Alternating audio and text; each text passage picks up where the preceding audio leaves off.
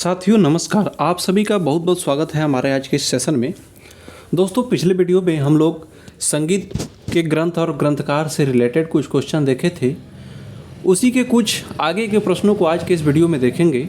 दोस्तों अगर आप हमारे चैनल पर नए हैं तो चैनल को सब्सक्राइब करके मुझे सपोर्ट जरूर करें, ताकि आपके सपोर्ट से मुझे मोटिवेशन मिले और आपके लिए शानदार प्रश्नों का संग्रह मैं आपके समक्ष लाता रहूँ।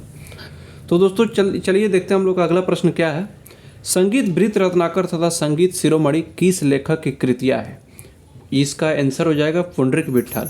पुंडरीक विट्ठल का और भी कुछ ग्रंथ है, उस क्या है दोस्तों आप कमेंट में जरूर करके बताएंगे, ठीक है। पुंडरीक विट्ठल किस राजा के आश्रय में थे? तो बुरहान खां एक राजा थे, उनके आश्रय में पुंडरीक विट्ठल थे। दोस्तों आप लोग ये वन लाइनर क्वेश्चन देख रहे होंगे, ये आप ये ना समझिएगा कि ये एमसीक्यू मतलब कि ऑप्शन के साथ नहीं है। दोस्तों ये क्वेश्चन और डायरेक्ट आंसर है। अगर इसको आप बार बार देखेंगे तो ये भी आपके कॉन्सेप्ट में फिट हो जाएगा। फिर किसी भी तरह से क्वेश्चन आए वो एग्जाम में एमसीक्यू रूप में आए या वन लाइनर है, उसका कोई ये नहीं रहता है।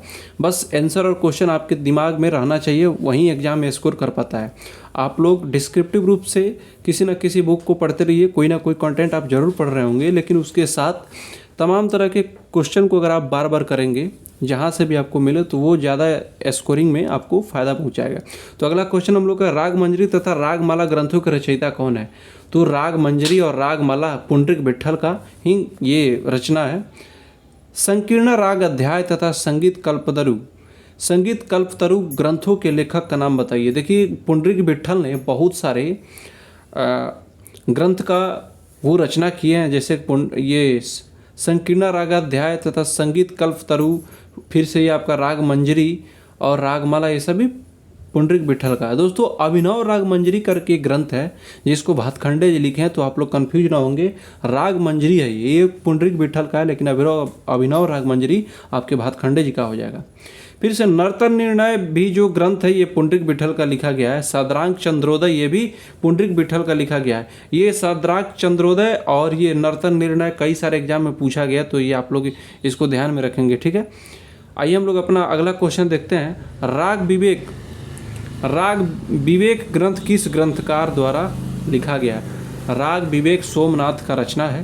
राग विबोध के लेखक सोमनाथ किस राजा के आश्रय में थे? देखिए राग विबोध सोमनाथ का लिखा गया है, लेकिन दोस्तों राग तत्व विबोध एक ग्रंथ है, उसका रचना अक्सर मतलब कि विद्यार्थी इसमें कन्फ्यूज हो जाते हैं राग विबोध और राग तत्व विबोध में। तो राग तत्व विबोध जो है वो श्रीनिवास जी का लिखा हुआ है, लेकिन जो राग विबोध है वो सोमनाथ का लिखा हुआ है। और इसको जहांगीर ने, ये राग विबोध की रचना सोमनाथ ने किया था, और सोमनाथ जो थे जहांगीर के आश्रय में थे, ठीक है। और यहाँ पे हम लोग देख लिए राग विवेक भी सोमनाथ का लिखा हुआ ग्रंथ है, ठीक है। मानसोल्लास ग्रंथ किस शताब्दी में लिखा गया? तो 12वीं शताब्दी में लिखा गया, और 12वीं शताब्दी में ही ये गीत गोविंद लिखा गया है जो जयदेव द्वारा लिखा गया। उस विद्वान का नाम बताइए जिसने अहोवल कृत संगीत परिजात को फारसी भाषा में अनुवादित किया है। ये पंडित दीनानाथ का ये लिखा हुआ है, ठीक है। पंडित दीनानाथ ने राग दर्पण नाम का एक ग्रंथ लिखा, राग दर्पण करके था, ठीक है।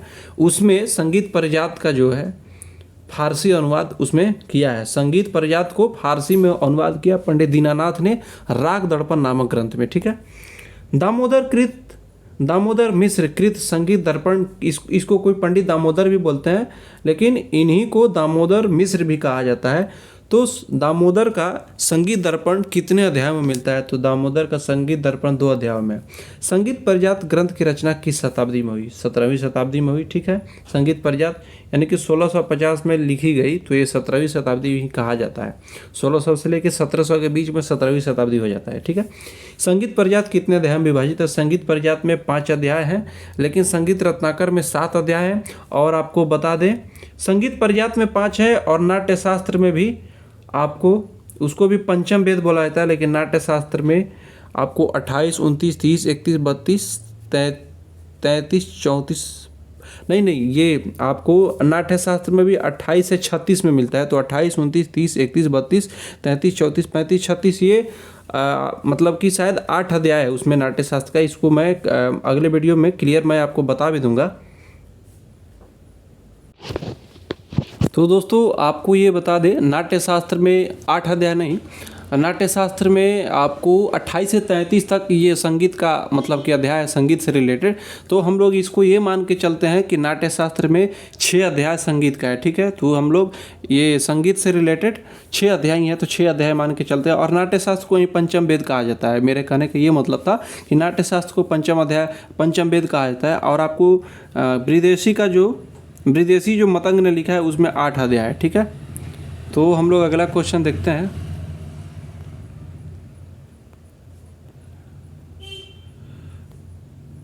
हम लोग का ये हुआ, संगीत पुष्पांजलि ग्रंथ किस लेखक के द्वारा लिखा गया है। संगीत पुष्पांजलि, देखिए संगीत परिजात और संगीत पुष्पांजलि, प से परिजात और प से पुष्पांजलि, ये ट्रिक रखेंगे याद। तो अहोबल का लिखा गया है। संगीत परिजात में श्लोकों की कुल संख्या 500 है। श्रीनिवास कृत राग तत्व विबोध किस संगीत ग्रंथ के अनुकरण पर लिखी गई है। संगीत परिजात को अनुकरण करते हुए श्रीनिवास ने राग तत्व विबोध लिखा है, ठीक है। अगला क्वेश्चन हम लोग का है, श्रीनिवास कृत राग तत्व विबोध कितने अध्याय में है। राग तत्व विबोध में 8 अध्याय है और विदेशी में 8 अध्याय है, ठीक है, ध्यान रखेंगे। हृदय कौतुक तथा हृदय प्रकाश ग्रंथों के लेखक है। इसमें लेखक का नाम भी इसमें इंक्लूड है, हृदय नारायण देव, ठीक है। हम लोग अगला क्वेश्चन देखेंगे, हृदय नारायण देव का पूरा नाम बताइए। हृदय नारायण देव साहा इनका पूरा नाम था, ठीक है। भाव भट्ट के आश्रयदाता का नाम बताइए। अनूप सिंह। ये अनुपांकुश, अनूप संगीत रत्नाकर, इसी मतलब राजा को लेकर के भाव भट्ट मतलब लिखते थे। जो भी पुस्तक लिखते थे उसमें अनूप लगा देते थे एक उपनाम। मुरली प्रकाश एवं मलाधिकार लक्षणम ग्रंथों का लेखन किस ग्रंथकार के द्वारा किया गया है। तो मुरली प्रकाश और मलाधिकार लक्षणम ये भाव भट्ट का है। अनूप संगीत विलास के लेखक भाव भट्ट। अनूप संगीत विलास ग्रंथ किस शताब्दी में लिखा गया। 1674 से 1709 ईस्वी के बीच माना जाता है। अलग अलग ग्रंथों में अलग अलग मत है, लेकिन 1674 के 1709 के बीच ही इस ग्रंथ का रचना काल मिलता है। अनूप संगीत रत्नाकर ग्रंथ किस संगीत विद्वान द्वारा लिखा गया है। भाव भट्ट के द्वारा लिखा गया है। हम लोग अगला क्वेश्चन देखेंगे, अनुपांकुश किनका है। तो भाव भट्ट का। चतुर्दंड प्रकाशिका वेंकटमुखी का है, जिसमें 72 मेलों की चर्चा किया गया है। वेंकटमुखी का पूरा नाम है वेंकटेश्वर दीक्षित, ठीक है। संगीत दामोदर ग्रंथ के रचयिता कौन है। ये संगीत दामोदर ग्रंथ के रचयिता शुभंकर है। दोस्तों आप ये देख रहे होंगे कि वन लाइनर में ही हम लोग, ये एमसीक्यू और वन लाइनर में कोई अंतर नहीं रहता है। बस आपको क्वेश्चन और आंसर से मतलब है, कंसेप्ट किसी तरह से बिल्डअप होना चाहिए। एग्जाम में किसी भी तरह से क्वेश्चन आएगा, अगर आपका कंसेप्ट क्लियर है तो आप आराम से क्वेश्चन कर लेंगे। संगीत समायसार ग्रंथ के लेखक का नाम पार्श्वदेव हो जाएगा। संगीत समायसार के लेखक हो जाएंगे पार्श्वदेव। और ये संगीत समायसार जो लिखा गया यह 13वीं शताब्दी में लिखा गया। संगीत समायसार ग्रंथ में 9 अध्याय हैं, इसको ध्यान रखेंगे। संगीत समायसार किस संगीत शास्त्री द्वारा संपादित किया गया। संगीत समायसार आचार्य बृहस्पति ने इसको संपादित किया। संगीत सारामृत ग्रंथ कितने अध्यायों में विभक्त है। तो इसका आंसर 14 हो जाएगा। सोमेश्वर मनसोल्लास को अन्य किस नाम से जाना जाता है। अभिलिस्तार्थ चिंतामणि के नाम से जाना जाता है, ठीक है। अभिलिस्तार्थ। मानसोल्लास के लेखक का नाम सोमेश्वर है। मानसोल्लास के लेखक जो है, मानसोल्लास के लेखक सोमेश्वर है। मानसोल्लास 12वीं शताब्दी में लिखा गया है।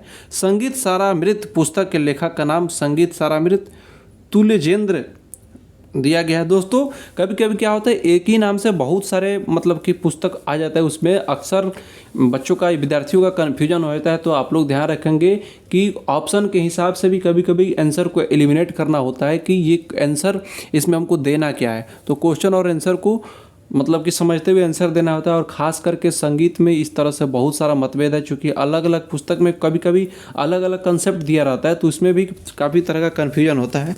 और ख़ास करके इसमें और जो ग्रंथ से रिलेटेड कुछ क्वेश्चन है जो आपको आता है, जो क्लियर है, जिसका आंसर क्लियर है, जैसे संगीत रत्नाकर को सारंगदेव ने लिखा है, तो ये कंसेप्ट है। संगीत रत्नाकर दूसरा कोई नहीं लिखा है। तो इसी तरह का अक्सर एग्जाम में क्वेश्चन देखने को मिलते हैं, लेकिन कब कौन सा क्वेश्चन आ जाए ये ना आप जानते हैं ना हम जानते हैं। तो एग्जामिनर को पता है कि उनको क्या पूछना है।